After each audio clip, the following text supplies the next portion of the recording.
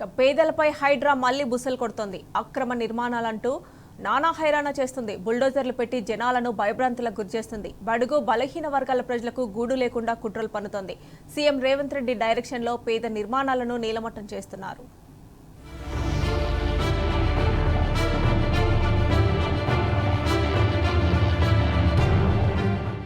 హైడ్రా కూల్చివేతలు మళ్లీ మొదలయ్యాయి. గత 4 రోజులుగా ఓఆర్ఆర్ లోపల ఎక్కడో ఓ చోట కూల్చివేతలు చేపట్టిన హైడ్రా తాజాగా మేడ్చల్ జిల్లా నాగారం మున్సిపాలిటీలో చర్యలు ప్రారంభించింది. చెరువుల ఆక్రమణలంటూ కూల్చివేతలకు పాల్పడిన హైడ్రా ఇప్పుడు ప్రభుత్వ స్థలాలపై దృష్టి పెట్టింది. కొంతమందికి నోటీసులు ఇస్తున్న హైడ్రా మరికొంతమందికి నోటీసులు ఇవ్వకుండానే కూల్చివేతలకు దిగుతున్నది. ఫిలిం నగర్లోని మహిళా మండలి భవన్కు రోడ్డును ఆక్రమించారంటూ 2 సార్లు నోటీసులు ఇచ్చి ఆపై కూల్చివేసింది. నాగారంలో కూల్చివేతలకు సంబంధించి ఎలాంటి నోటీసులు ఇవ్వలేదని ఇంటి యజమాని పాపిరెడ్డి చెప్పారు.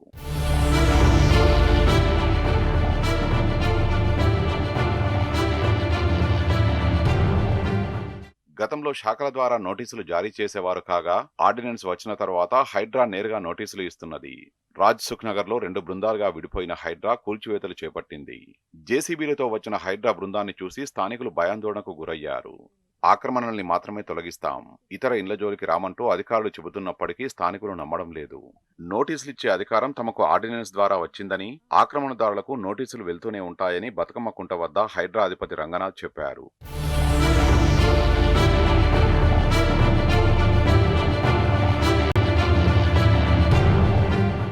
కూల్చివేతలకు మధ్యలో బ్రేక్ ఇచ్చిన హైడ్రా బెంగళూరు పర్యటన తర్వాత మళ్లీ మొదలుపెట్టింది. ఇప్పటి వరకు సుమారు 20 మందికి పైగా హైడ్రా నోటీసులు ఇచ్చినట్లు తెలిసింది. వీరందరికీ వారం రోజులు మొదట, ఆ తర్వాత 15 రోజుల గడువుతో కూల్చివేతలకు దిగుతున్నది. నోటీసులు ఇచ్చిన అనంతరం వారి నుంచి వివరణ తీసుకున్న తర్వాత న్యాయ బృందంతో చర్చించి 1-2 రోజుల్లోనే కూల్చివేతలకు దిగుతున్నారు. కొన్ని చోట్ల అసలు నోటీసులు ఇవ్వకుండా స్థానికుల ఫిర్యాదు మేరకు కూల్చివేస్తున్నారు. ఈ వారంలో ఇప్పటికే 4 చోట్ల ఆక్రమణలంటూ కూల్చివేతలకు దిగిన హైడ్రా బృందం వచ్చే వారం రోజుల్లో మరో 10 ప్రదేశాలకు జేసీబీలను పంపనున్నట్లు తెలిసింది.